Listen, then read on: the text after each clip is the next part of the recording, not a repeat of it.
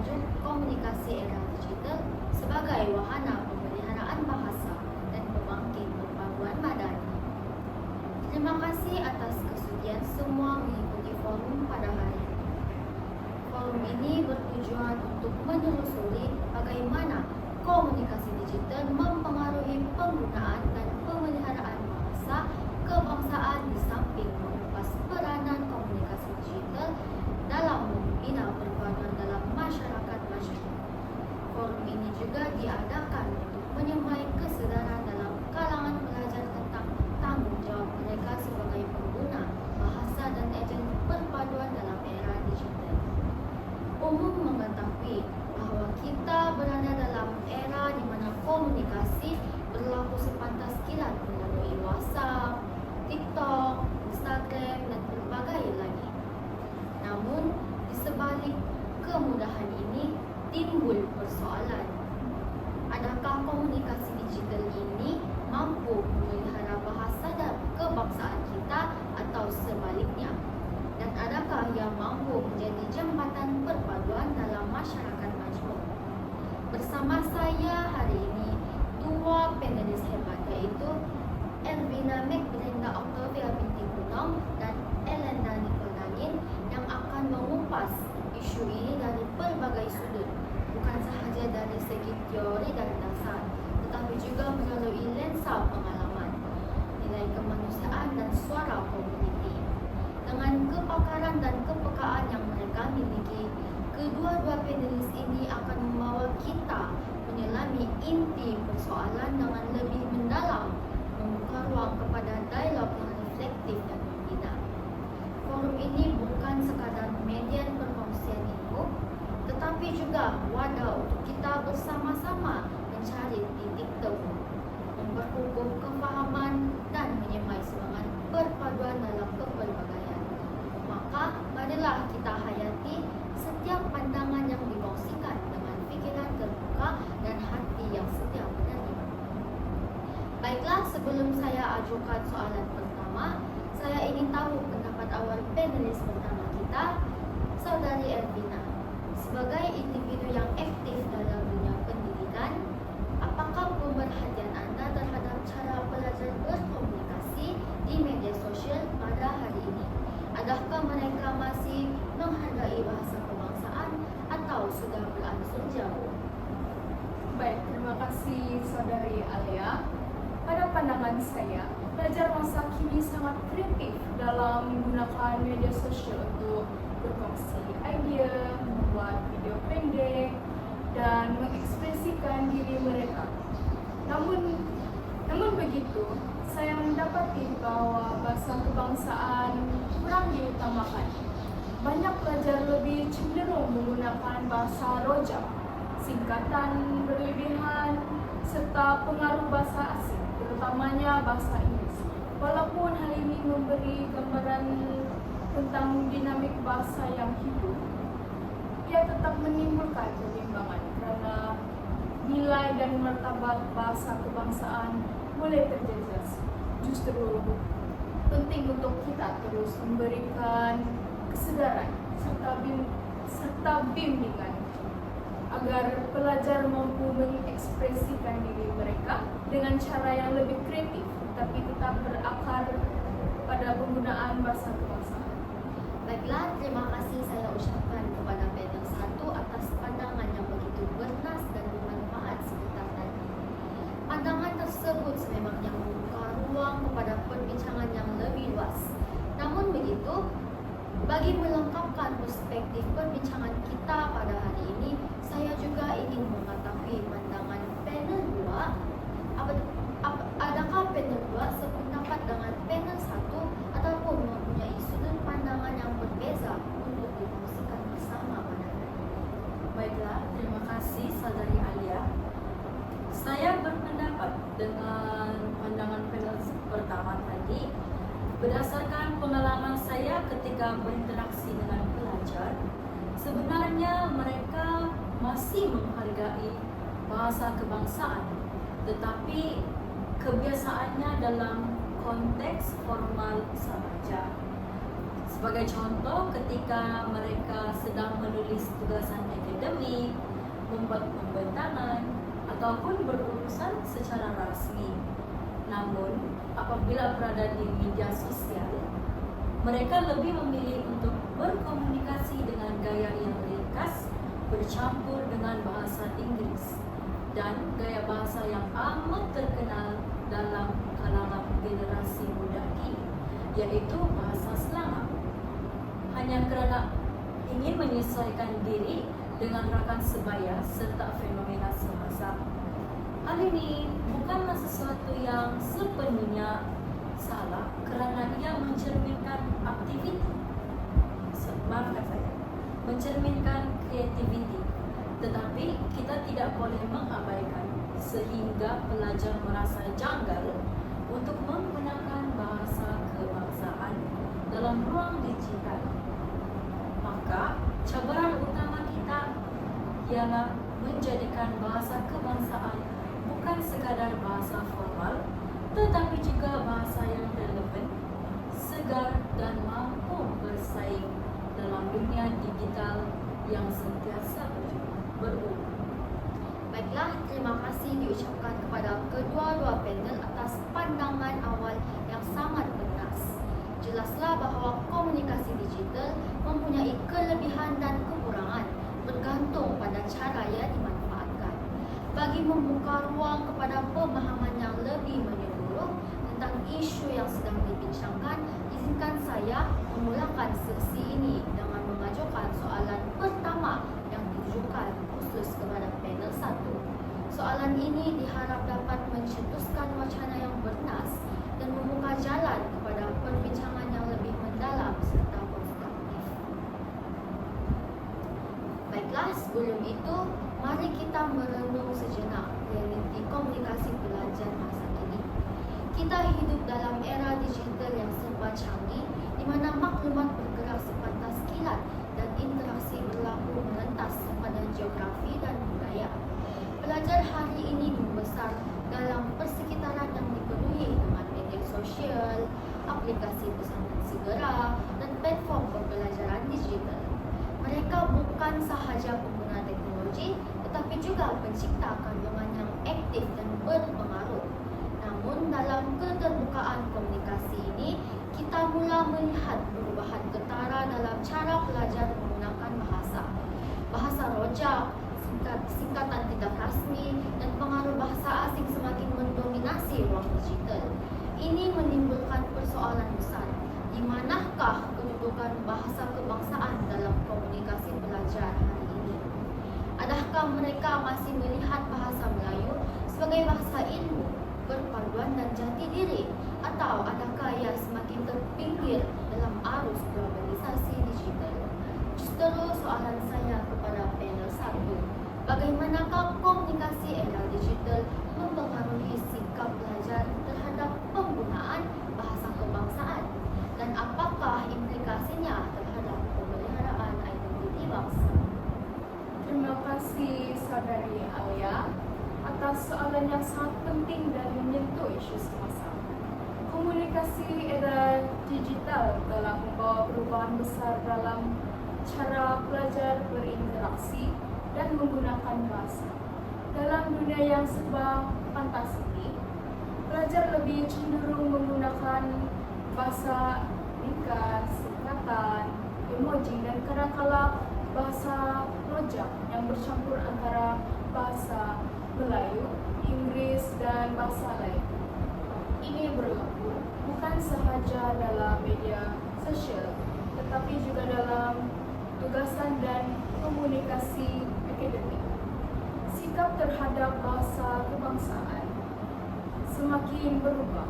Ramai pelajar melihat bahasa Melayu sebagai bahasa rasmi yang digunakan dalam pemeriksaan atau urusan pentadbiran, tetapi bukan sebagai medium utama dalam kehidupan harian mereka. Ini menunjukkan bahwa penghargaan terhadap bahasa kebangsaan semakin tertinggi, walaupun penguasaan mereka mungkin masih baik dari segi teknikal.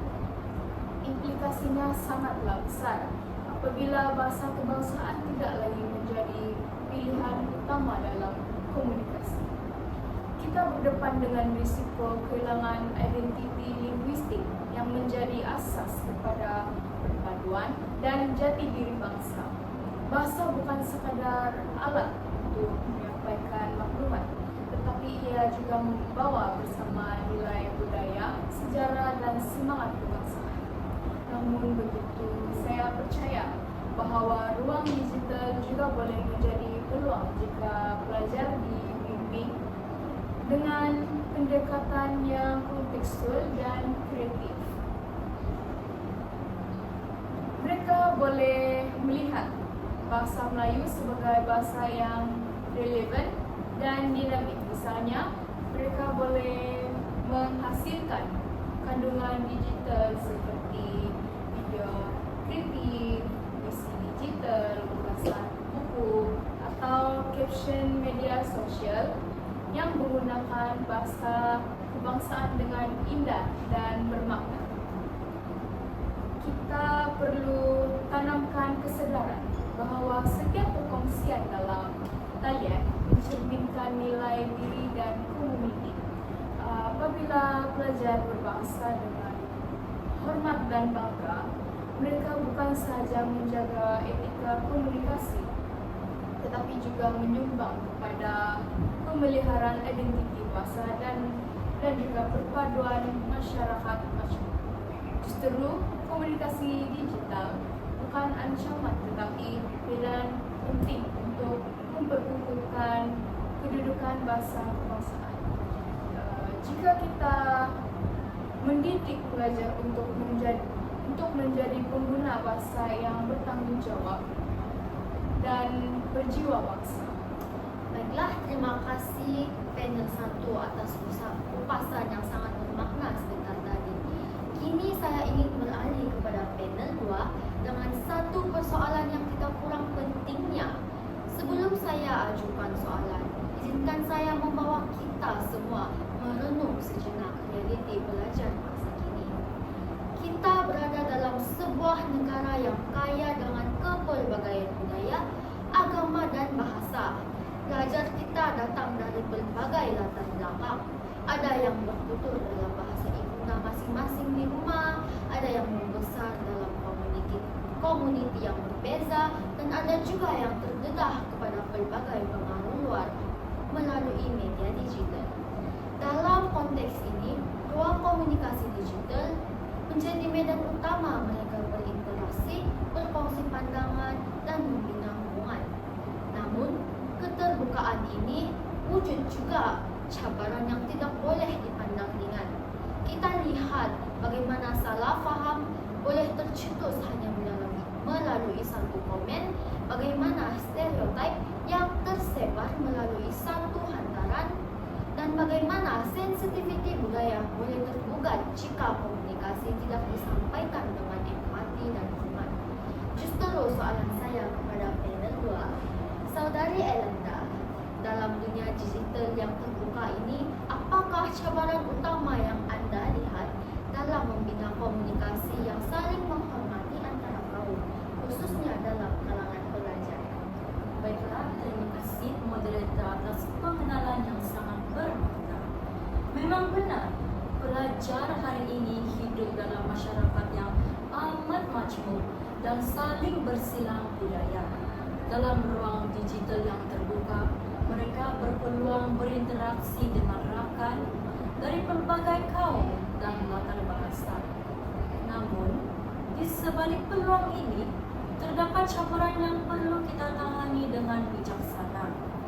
Cabaran utama yang saya perhatikan ialah kewujudan stereotip dan salah faham yang mudah tersebar melalui media sosial. Kadang-kala, satu komen yang tidak sensitif atau satu hantaran yang bersifat prejudis boleh mencetuskan konflik antara kaum. Ini berlaku bukan kerana niat jahat, tetapi kerana kurangnya kefahaman budaya dan empati dalam komunikasi. Tambahan pula, ruang digital sering kali bersifat terbuka dan pantas. Pelajar mungkin tidak sempat menilai kesan kata-kata mereka sebelum mendekat butang hantar.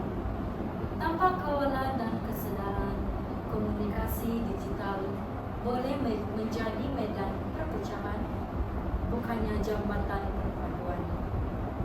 Namun begitu, saya tetap optimis. Saya percaya pelajar mampu menjadi agen perpaduan jika mereka dididik untuk berkomunikasi dengan penuh hormat dan tanggung jawab. Pendidikan nilai, literasi budaya, dan etika digital perlu diterapkan secara bersepadu.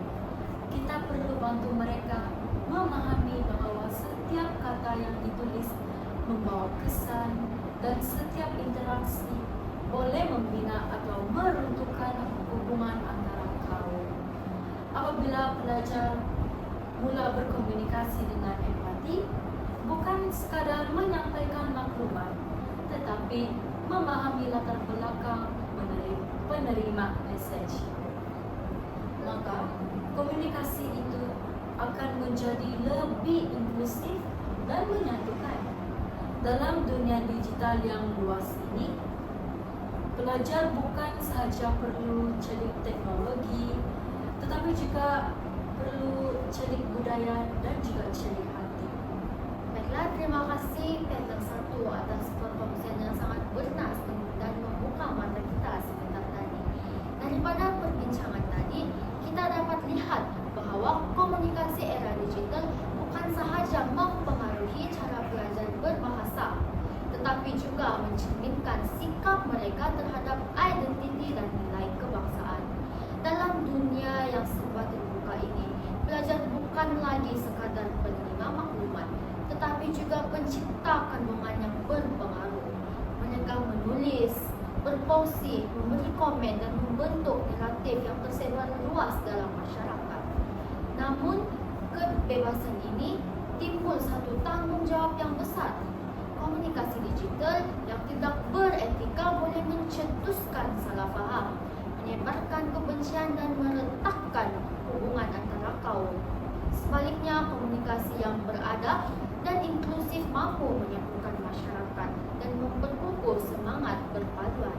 Justru saya ingin ajukan satu lagi soalan kepada panel 1.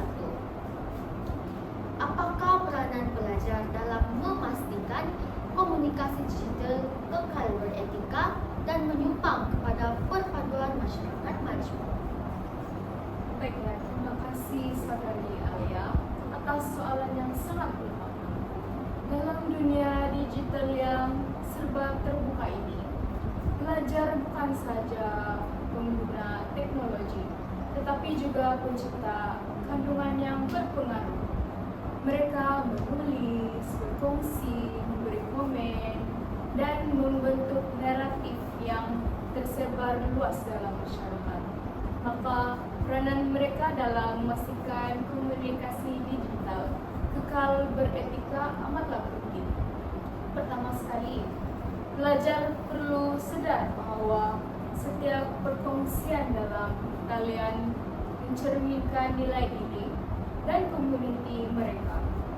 Bahasa yang digunakan, nada message, dan jenis kandungan yang disebarkan semuanya memberi kesan kepada persepsi orang lain terhadap budaya dan bangsa mereka. Oleh itu, pelajar harus mengelakkan penggunaan bahasa kasar, sindiran yang melampau, atau komen yang boleh menyinggungkan sensitiviti kaum dan agama.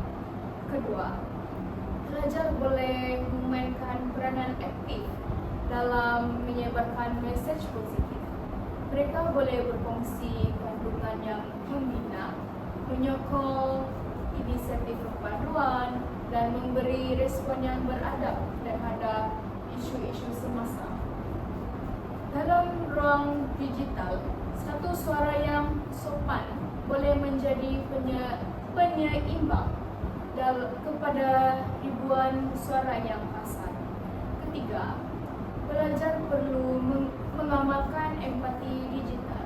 Ini bermaksud mereka bukan sahaja menyampaikan message, tapi juga memahami latar belakang dan perasaan penerima message tersebut. Dalam masyarakat majmuk, empati adalah kunci kepada komunikasi yang menyatukan. Akhir sekali, pelajar harus melihat komunikasi digital sebagai tanggung jawab sosial. Ia bukan sekadar ruang untuk bersuara, tetapi medan untuk membina hubungan, menyemai nilai dan memperkukuh perpaduan. Apabila pelajar berkomunikasi dengan sikap hormat dan kesedaran, mereka bukan sahaja menjaga etika berbahasa, tetapi juga menjadi agen penyatuan dalam masyarakat yang terbilang kaum. Terima kasih kepada panel 1 atas pandangan yang sangat bernas dan menyentuh hati seperti tadi. Kita telah melihat bagaimana komunikasi digital boleh menjadi medan yang membina atau menetapkan hubungan, bergantung kepada cara kita menggunakannya. Izinkan saya membawa kita merenung sejenak kerana belajar dalam dunia digital hari ini. Mereka bukan lagi sekadar pengguna teknologi, tetapi boleh menjadi pencipta kandungan yang aktif, menulis, merakam, menyunting dan menyebarkan berbagai bentuk ekspresi melalui media sosial, blog, video pendek dan podcast. Kandungan yang mereka hasilkan bukan sahaja ditonton oleh rakan sebaya, malah boleh tersebar ke seluruh negara, bahkan ke peringkat antara bangsa. Dalam kebebasan mencipta ini, wujud satu tanggung jawab yang besar. Kandungan digital bukan sekadar hiburan atau ekspresi diri, tetapi juga cerminan nilai budaya dan jati diri bangsa. Maka timbul persoalan penting, bagaimanakah pelajar boleh menghasilkan kandungan yang bukan sahaja menarik dan kreatif, tetapi juga memelihara bahasa kebangsaan dan menyemai semangat perpaduan dalam masyarakat majmuk. Soalan ini saya tujukan kepada panel 2 karena saya percaya pandangan anda saya percaya pandangan panel 2 akan melengkapkan perspektif kita tentang peranan pelajar sebagai pencipta naratif bangsa dalam era digital ini. Baik, terima kasih moderator atas soalan yang sangat penting dan menyentuh inti peranan pelajar dalam era digital. Sebagai generasi yang paling aktif di ruang maya, pelajar hari ini memiliki kuasa luar biasa untuk membentuk naratif masyarakat. Mereka bukan saja berkongsi maklumat, tetapi juga mencipta kandungan yang boleh mempengaruhi cara kita berfikir, berinteraksi, dan memahami antara satu sama lain. Maka tanggung jawab mereka bukan kecil. Ia melibatkan pemeliharaan bahasa, penyebaran nilai, dan juga pembinaan perpaduan untuk menghasilkan kandungan digital yang menarik dan pada masa yang sama memelihara bahasa kebangsaan.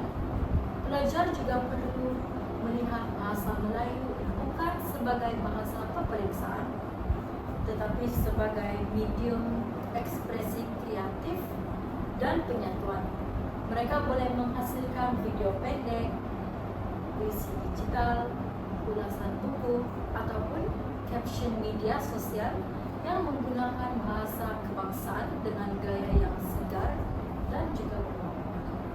Sebagai contoh, bayangkan sebuah video TikTok yang memaparkan kisah perpaduan antara rakan-rakan berlainan kaum, disampaikan dalam bahasa Melayu yang indah dan penuh emosi. Kandungan seperti ini bukan sahaja menarik perhatian, tetapi juga menyentuh hati dan membina kefahaman antara komuniti. Selain itu, pelajar boleh mengangkat tema kebersamaan dalam karya mereka, sama ada melalui ilustrasi, musik, ataupun naratif visual. Apabila mesej yang disampaikan bersifat inklusif dan menggunakan bahasa yang sopan serta beradab, ia akan memberi kesan yang mendalam kepada penonton.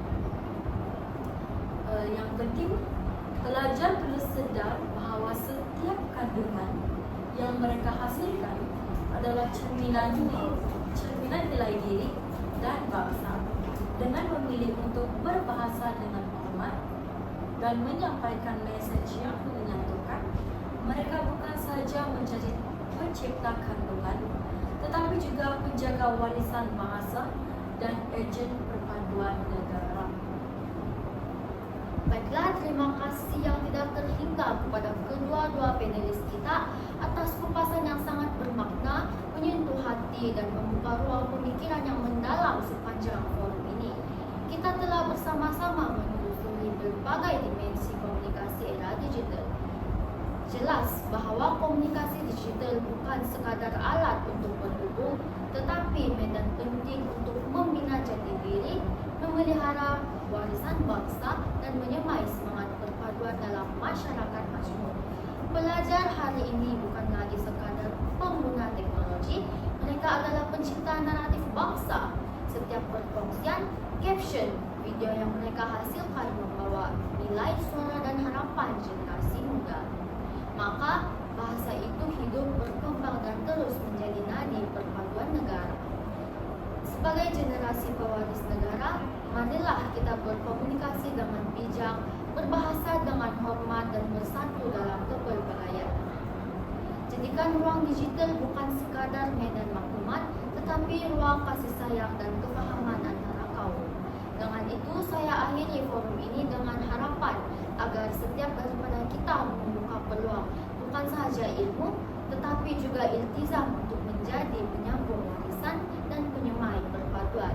Sekian, terima kasih atas perhatian saya.